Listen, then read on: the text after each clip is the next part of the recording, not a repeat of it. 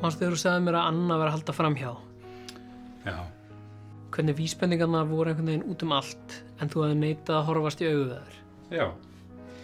Ég bara vildi ekki horfast í augu við staðreyndir. Mér er að fara að gruna rosalega mikið að sé svona svipað í gangi hjá Ölmu. Nei. Elsku kallinn minn. Mér er að fara að gruna rosalega mikið að hún sé önd. Ha, önd? Já, fuglinn.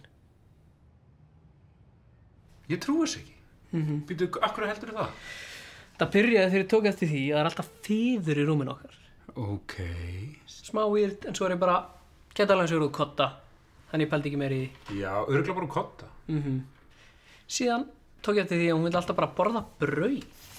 Samt er það ekki bara eðlilegt? Já, nema henni er alveg sama hvort það séu endar eða hvort það sé blautt, hvort það sé myglað. Það er ekki eðlilegt fyrir konu, sko. Ekki eðlilegt fyrir nútíma konu. Alltaf. Nei, alls ekki. Kannski fyrir gamaldags konu en ekki fyrir... Ég þekki enga konu sem gerir þetta. Nei, Og annað. Já. Síðan fórum við í heita pottinu daginn. Ok. Og hún bara flaut ofan á vatninu. Ok, gaur, bara ofan á vatninu? Já. Með fætina þá... Já, eða dýnan? fitin. Gaur, það er ekki eðlilegt, sko. Nei, akkurát. Herðu, svo vorum við að kissa sem daginn.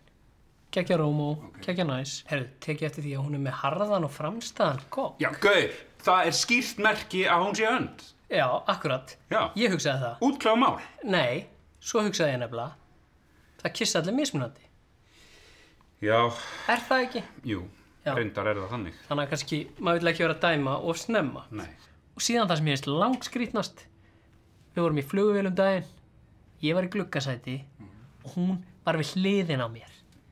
Hljómar eðlilega. Nema hún var fyrir utan gluggan að fljúga. Þetta er önd! Já, ég hugsaði það líka.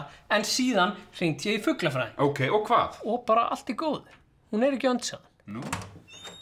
Hæ, ástu mín.